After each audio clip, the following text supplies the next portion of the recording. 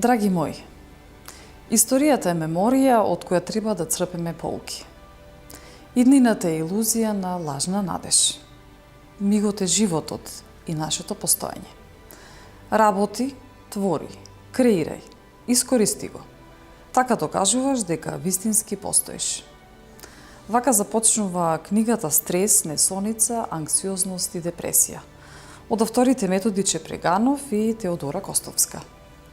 Денес ова издание на Лабораторија на идеи, заедно со мене, го посветуваме токму на дел од оваа книга, односно делот токму на авторката Теодора Костовска, која што е психолог и јога инструктор.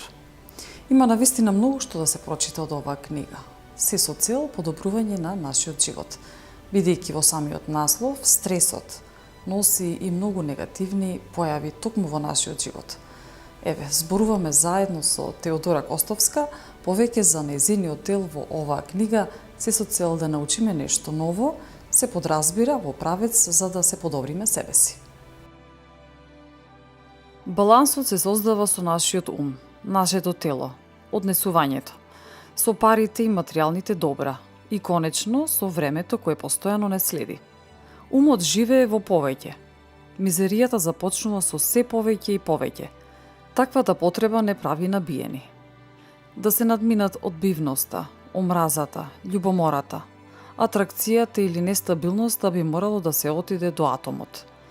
За да се отиде до атомот, значи прифаќањето на најмалото, најситното парченце на сето ова. Прифаќањето на нештата, што не ни се допаѓаат, може да биде многу тешко. Дефинитивно треба да се прифати најситниот од малиот, од најмалиот атом. Во моментот кога ќе се прифати тој еден најситен атом, промената се случува. Ова треба да се направи во медитативна состојба. Да претпоставиме дека сакаме некого. Сакаме се повеќе и повеќе од него и се уште не постои исполнување. Земаме еден само мал атом од лицето што го сакаме. И тоа е доволно да ни донесе исполнување. Иако реката е огромна, мала голтка ја гаси жетта. Иако земјата има толку многу храна, само еден мал залак задоволува глад. Се што ни е потребно се малите ситни парчиња. Прифаќањето на најмилите, најситните ништа во животот носат исполнување. Вечерва. Да отидеме во кревет со чувство на задоволство. Со земање на најситниот дел од божественоста со нас. Задоволството доаѓа од суптилноста, не од се повеќе и повеќе. Секој од нас има многу лица, само што не секогаш се соочуваме со нив.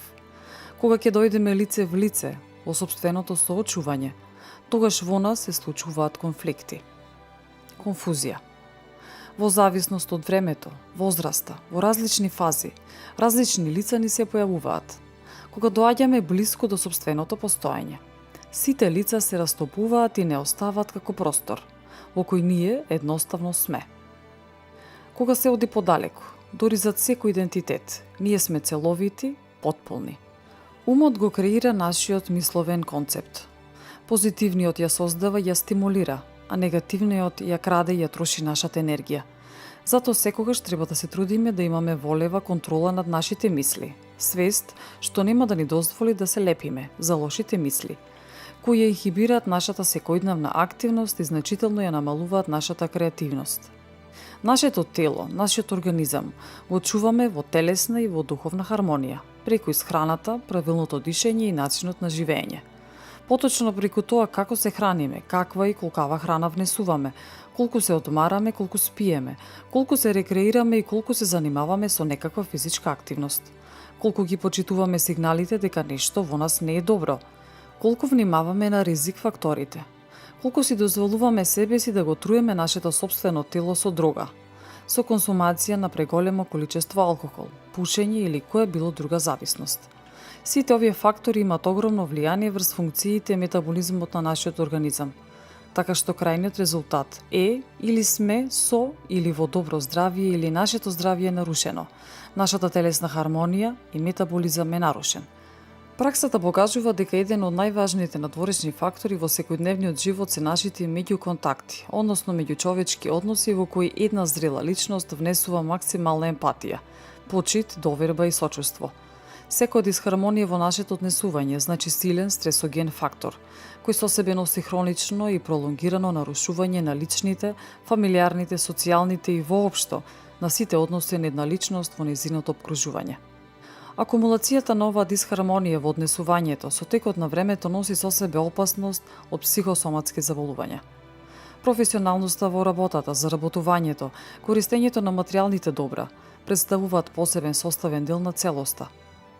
Умереноста во секој однос би требало да биде главната одлика и однос на секого кон користењето на материјалните средства. Времето, како организатор на нашето секојдневие, постојано не прогонува да трчаме по него и тоа представува вистински диктатор на нашиот живот.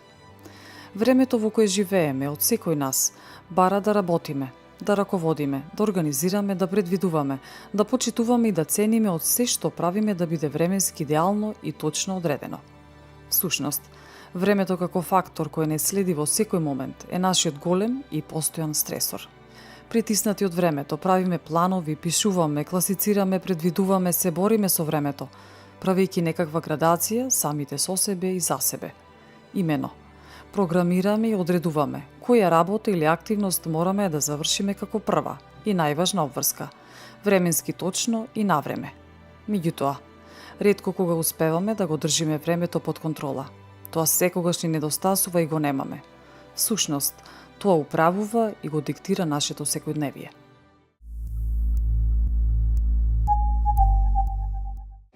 Почитувана Теодора, мило ми е што се наоѓаме токму на едно пријатно место, заедно си со нас, со мене, со нашите гледачи, токму на емисијата Лабораторија на идеи, што ни доаѓаш нели од Скопје. Имаме чест што можеме да поразговараме, што сепак ќе ни биде малку време, но сепак малку барем концизни ќе бидеме.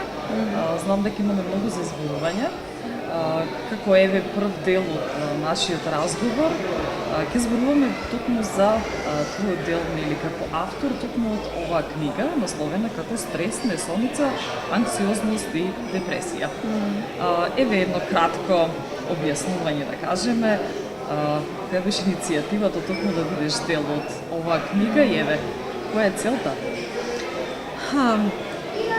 Пред се ви благодарам за поканата да сум овде и навистина да проговорам на оваа тема актуелна, премногу присутна и премногу, да кажеме, јас не го сакам изразот болна, но е актуелна и прави проблем. Прашувате како дојде до овој момент и покрај тоа што насловот вака кога ќе го прочитате сам по себе плаши. За мене додека јас работев на тој материјал, постојано ми провајуваше низ мислите или ме водеше една идеја кога срцето ќе крикне, мислата е виновна. Тоа е тој дисбаланс во нас, кога срцето ни кажува едно, а рационалниот ум ни кажува друго, и тоа е оној и конфликт внатре во нас, кој е и најголемиот проблем или најголемиот кочничар во движење на правилно, хармонично развивање или бивање во живот. Се она што укажуваше на дисбаланс, се она што укажува на аномалија, се она што укажува на проблем кој е психолошки, а потоа како дисбаланс, затоа што дисбалансот во организмот почнува психолошки, тој активира неурофизиолошки, значи веднаш се активира неурофизиологијата. Таа по автоматизам активира ендокринолошки систем, значи во игра влегуваат или стартуваат хормоните кои се сама надвор од она што се вика контрола на човекот врз тој систем, и потоа како резултат на тој дисбаланс паѓа имуносистемот и оттаму велиме оние работи кои не може да се дијагностицираат со покрвна слика, по сите медицински испитувања, а има дисбаланс, има видливи симптоми, тогаш велиме тоа е психосоматски, односно има психосоматска основа. Мојот професор вели дека од грип до рак зад се стои психосоматика, односно тој социолошки или каков се дисбаланс во нашиот организам. И тоа беше повеќе од причина за да се говори на таа тема, односно да се напише да човек може, книгата ја пишувавме заедно со професорот Чабраганов, че тој го работи неврофизиолошкиот дел и сите промени кои се случуваат во мозокот. Јас ги работам емоциите, односно сите емоционални и спиритуални, односно духовни како начини, како начин за справување со овој дисбалансот, како тежнење, дури ако не станува збор за дисбаланс, значи не можеме да кажеме дека баш се е толку многу пореметено и се е толку многу негативно, не. Апсолутно во една свесна, будење на свесност, во развивање на свесност, во нивоа на свесност, затоа што и таа се менува, а всушност само таа е таа која прави промена дури и на карактерот, што некако психолошки мислевме дека тоа тешко се менува, да тешко не може да се делува. Може да се делува дури и ако имаме генетска предиспозиција да тоа апсолутно по пат на свесност и начин на работа на себе може да се коригира, може да се промени, може да се промени, да се трансформира, да се трансцендира во добро, во позитивна една конотација со позитивен ефект. Сето тоа беше причина, а во исто време и цел, како луѓето би можеле да се одважат да тргнат по патот на интроспекција. Значи, будност или свесност во однос на тоа како се храниме, каков е сонот, квалитетот на сонот. Тоа се тие, односно постојат 4 ресурси на животна енергија, на животно форсирачка енергија. Тоа е храна, тоа е сон, тоа е здив. Значи, многу е важен. И тоа е она што би сакала да... И тоа е целта. Да дишењето стане свесно. Да просто свесно, затоа што свесност, односно вниманието е монофокално. И не можеме нашето внимание да го имаме овде и на нашиот разговор и на нешто ќе слушаме. Во видното поле имаме регистрација дека нешто се случува, но нашето внимание останува, односно нашиот фокус останува на она што го правиме, на она што го работиме, на она што е наша цел, на она што е наша определба. Значи, вниманието е монофокално. Кога вниманието е ставено на дишењето, на здивот, кој е огромен ресурс на животна енергија, ние практично правиме трансформација, внатрешна трансформација. Значи, ние внатре во нас правиме трансценденција. Ние внатре во нас го будиме оној капацитет што секој човек, буквално секој човек го има, но не секој го развива. Не секој успева да го совлада стравот, да го ситуира стравот. Стравот од себе сам. Немаме страв, немаме ние непријател надвор од нас. Непријателот од внатре во нас. Сведоци сме на многу ситуации кога луѓето ќе кажат да, не ми е добро, ама не одам на лекар затоа што не сакам да знам што ми е. Кога ќе знам што ми е, тогаш ми е уште пострашно. Знаете, тоа значи дека ние, ако не знаеме што се случува внатре во нас, немаме можност да ја вклучиме нашата слободна волја за да можеме да ја промениме таквата состојба. Значи, само оној кој ќе обезбеди доволно количество на енергија да ја разбуди својата слободна волја и да каже јас оваа задача ќе ја решам позитивно. Значи, на секој проблем, на секаква, ајде да кажеме и болест, на секоја состојба, на секоја нелагода. По Толстој тој вели љубовта е нелагода, но се уште е премногу вреден животот, не? Треба да се смогне сила да се издржи, да се ситуира таа нелагода и откако ќе помине, тогаш веќе се сама една друго ниво на свесност. Тогаш веќе се случува нешто друго. Тогаш се отвара друга порта. Тогаш се отвара друга перспектива, друга перцепција. Просто перцепцијата се менува, не? И тоа е се она што прави слика на реалноста. Затоа е толку субјективно, затоа реалноста сите ние ја гледаме, но сите бои за сите луѓе не се исти. Да кажеме зелено, има нијанси на зелено, милиони нијанси на зелено или на сите бои, не? И секој очи тоа го доживуваат и го гледаат различно. Се уште сите сме на некој начин поврзани, односно не на некој начин, туку сме меѓусебно поврзани. Влијаеме едни на други, рефлектираме едни на други. И тоа е овде би сакала да споменам, многу често исто така го користиме терминот на позитивна мисла, бизи позитивен, имај позитивна. Морам да потенцирам дека е тоа најстресната состојба која човек сам за себе ја прави, силувајќи се да биде позитивен. Значи, бегајќи од тоа да спознае што е она што во мене просто има, прави незадоволство, прави фрустрација, ме прави анксиозен, ме прави гневен, ме прави бесен, ако јас тоа не успеам да го видам, јасно да го детерминирам и само тогаш, значи да го ситуирам во себе, само тогаш можам правилно да го променам. Дотамо е маскираме симптоми, дотамо е во функција, велам, или дотогаш ке се во функција сите, затоа луѓето се склони кон тоа да се пијат медикаменти, кои не ги решаваат дисбалансите во организмот, само ги маскираат симптомите. Значи, ние имаме маси, имаме палета на патолошки процеси во нас за кои голтаме лекови, а всушност не сме стасале до често и не може наеднаш. Многу често е тој пат и налагоден, и болен, и трновит, и секаков, но е вреден, или ако човек така се постави.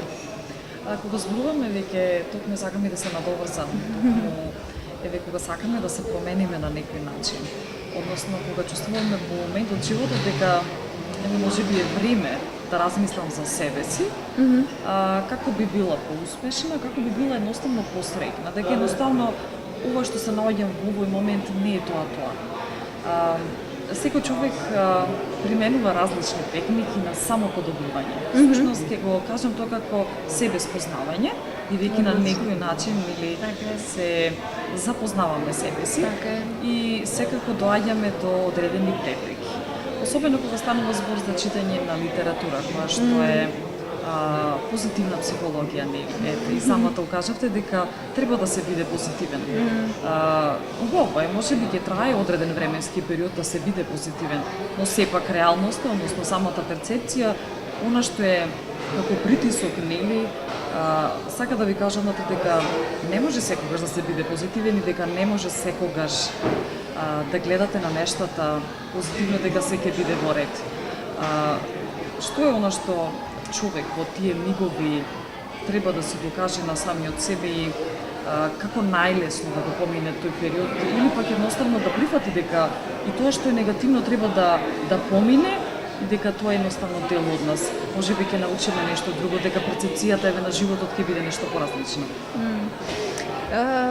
Па во самото ваше прашање и одговор. Значи, сосема тука. Прво рековте кога нешто одвнатре ќе ви укажува на тоа дека нештата треба да се променат. Тоа е неверојатна будност. Тоа е просто во тој момент кога човек е во контакт со себе, кога го слуша тој некој одвнатре. Тој некој одвнатре, имате совест, имате интуиција, кои се непогрешиви. Значи, тоа се радари кои се непогрешиви. Кога човек ќе научи чисто да ја слуша својата интуиција, која нема да биде поматена од желба, нема да биде поматена од его кое е многу лукаво, кое е преоблечено во сите, многу често, знаете како та борба помеѓу Ерос и Танатос, постојана во нас, постојаната борба на животот и смртта. Че тоа е постојаното вдишување и издишување. Со секое вдишување внесуваме живот, со секое издишување чистиме многу работи од себе, нели? тоа е првиот акт што се случува кога доаѓаме на оваа планета Земја, е вдишување. Значи, првата акција со која кога ќе се роди бебето е вдишување. Последната е издишување. Тоа е индикација, тоа е индикаторот на живот. Тоа е индикаторот на духот внатре во нас. Тоа е оној внатре во нас кој ќе кажам е непогрешиво точен и јасно ориентиран, и кога ќе сме во контакт со него, веќе ја имаме да кажеме правилната поставеност за да можеме, затоа што тој знае дека внатре во нас исто така како што имаме добри, имаме и односно позитивни, имаме и негативни аспекти. Кога одиме понатаму и кога вклучуваме она што се вика моја јасно определена цел, што сакам да направам, што сакам да постигнам, каде треба да стасам, кој сум јас, значи што сум јас, каде сум јас, тоа се нешто што ќе ме водат и нема да ми дозволат да ме можеби ќе не помати, за да не провери, за да просто не постави колку е, но тоа е се она што се вика градење или будење на емоционалната свесност, на емоционалната интелигенција, која треба да биде во баланс и во хармонија со рационалната. Децата живеат еден тип на енергија, на живот, неуморни се, или се толку многу физички активни, а се неуморни, само затоа што имаат ум кој е сега и овде. Тие не размислуваат и не се грижат, ги немаат грижите за што ќе јадам утре, што ќе облечам утре, како ќе ги платам сметите, значи не утре, тие немаат утре. Немаат утре како немаат иднина, туку во мислата немаат грижа за утре. Ниту пак она што се случило вчера. Да, се скарав со другарчето, но тоа вчера нема да ми пречи денеска да го гушнам, да ја поделам со него мојата ужинка, да ја поделам односно да играме заедно со играчките. Тоа се емоции кои веќе биле останале во минатото. Тоа се индикаторите на она што се вика ум сега и овде.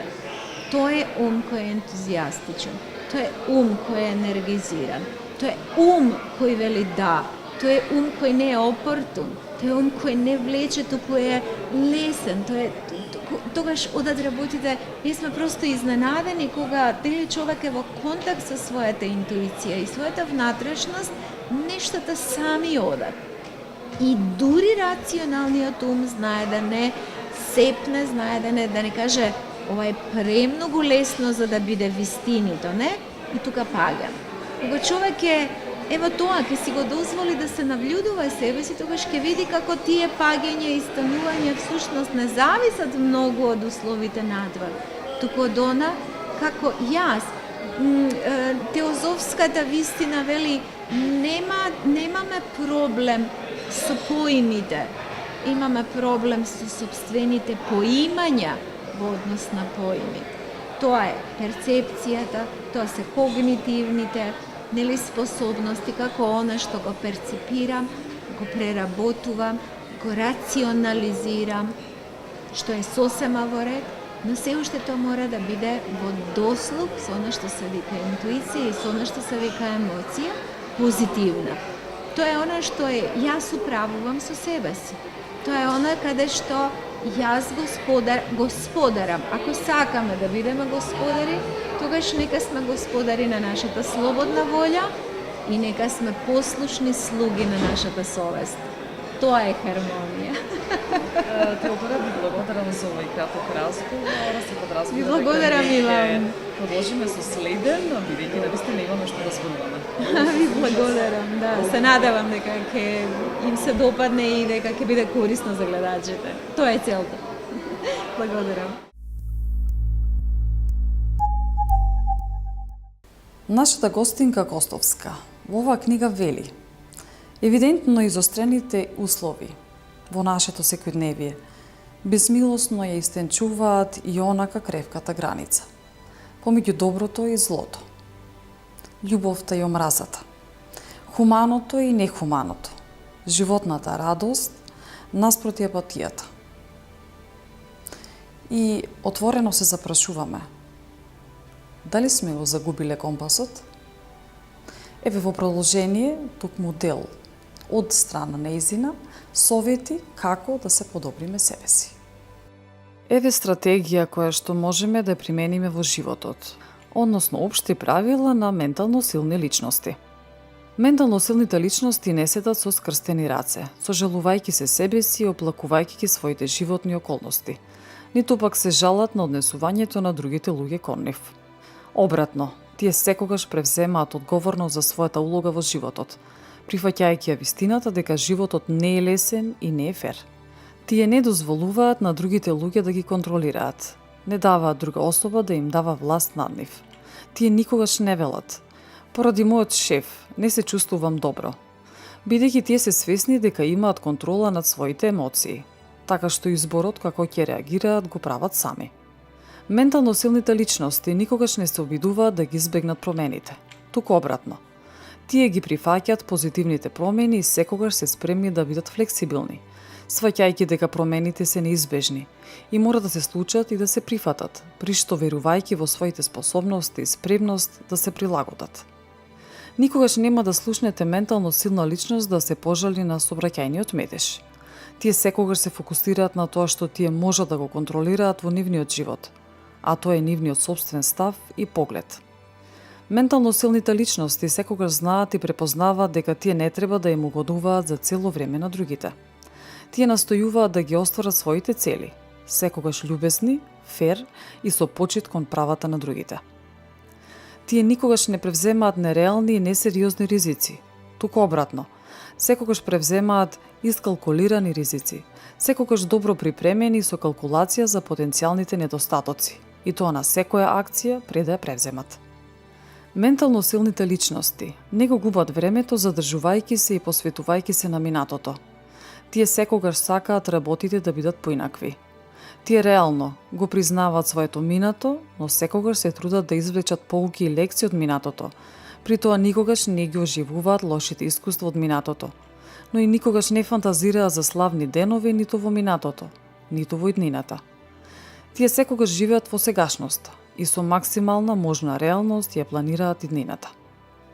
Ментално силните личности секогаш ја прифаќаат одговорноста за своето однесување и учат од своите претходни грешки, и како резултат на тоа тие не ги повторуваат истите грешки, туку тие го продолжуваат својот замислен пат и донесуваат осмислени одлуки за иднината. Ментално силните личности знаат да ги ценат и почитуваат успесите на другите луѓе во животот. Тие немаат љубомора и не им завидуваат на другите кога ќе бидат подобри од нив, туку обратно. Тие признаваат дека успехот доаѓа само со напорна работа и токму во работата ја гледаат и бараат својата шанса за успех. Овие личности не го гледаат неуспехот како причина да се откажат од својата цел, туку обратно. Тие го користат неуспехот како причина за уште поголема работа и напор, како би го постигнале замисленото и тоа постојано, секојдневно и со максимален напор се до постигнување на реален успех.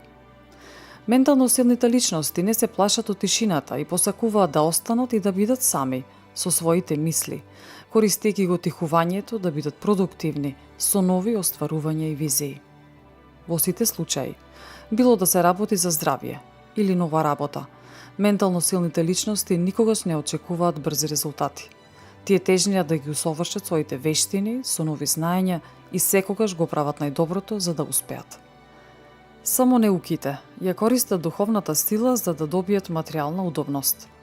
Интелигентен е оној кој го користи материјалниот свет да се издигне високо во духовноста. Оној кој е буден, ниту користи, ниту губи нешто. Будете се со следниве мисли. Не давај ми жет ако не можеш да ми дадеш вода. Не давај ми глад ако не можеш да ми дадеш храна. Не давај ми радост ако не можам да ја споделам. Не давај ми вештина ако не можам да ја искористам за добрина. Не давај ми интелигенција ако не можам да осознавам зад неа. Не давај ми знаење ако не можам да го сватам. Не давај ми да сакам ако не можам да служам. Не давај ми љубов ако не ме води кај тебе. Не давај ми пат кој нема да ме однесе дома. Не давај ми молитва, ако не сакаш да ја слушнеш.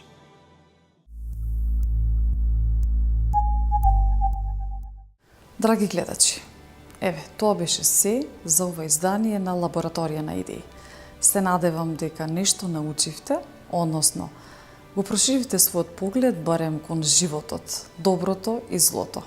Се проширивте вие себе си, како да бидете посреќни, подобри во барем одредена област од вашиот живот. Ве поздравувам и се гледаме во следното издание.